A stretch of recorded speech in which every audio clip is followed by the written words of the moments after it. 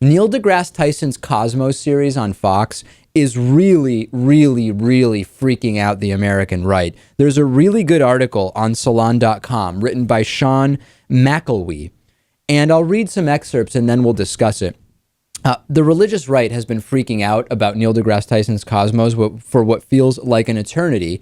And Sean says, while the theological complaints seem laughable for their rancor and predictability, it is time we thought harder about what they represent, because the Christian right's Cosmos agita actually indicates a far deeper problem in religious conservatism: the selective acceptance of Enlightenment values. Religious conservatives have selectively adopted the legacy of liberal Enlightenment, from free speech to science, and jettisoned it when it does not suit their narrow ideological aims. This is the habit of shifting from a high praise of liberal values on one issue to utter contempt on another. Of course, our various liberal values will come into conflict frequently and must be weighed, but we must be disturbed by how quickly some, particularly on the religious right, are willing to twist these traditions for their own gain. And Sean goes on to talk about a really good example, which is that religious fundamentalists seem to have one view about gravity and a very different view about the age of the earth. However, scientifically speaking, both theories are built on the identical scientific method. So in practice, Lewis, there is really no difference between the theory of gravity and the theory of the age of the earth, right?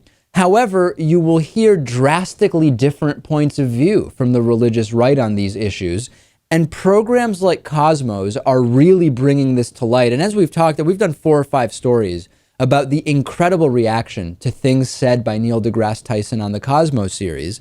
And the reality is that it is selective acceptance of the scientific method, because practically speaking, there should really be no difference in the acceptance of gravity and the acceptance of the earth being more than 6,000 years old, but there is.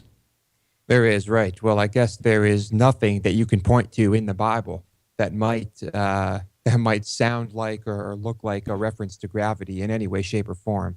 But the great thing about having a show like this on a major network is that, of course, the exposure. I mean, it forces discussion. It forces some people to think about things differently.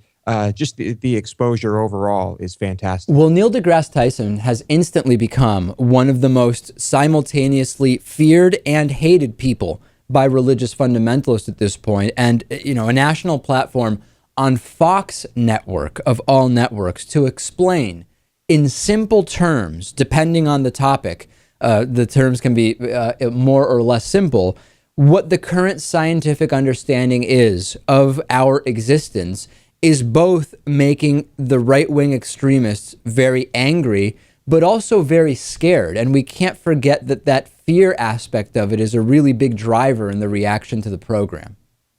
Right. And if people are afraid of the program, I think that means it's working pretty well. Yeah, no question about that. Absolutely. Let's take a break. Next, we're going to talk to Dr. Kapia Kaoma about right-wing involvement in sexist and anti-gay laws in Africa. He's a fascinating individual. I hope you'll stay with us. I hope you'll also check us out on Reddit. Go to davidpakman.com/Reddit. That's REDDIT. This program is supported directly by you. Please go to davidpakman.com/membership to become a supporter today and get a whole bunch of great member benefits while doing it.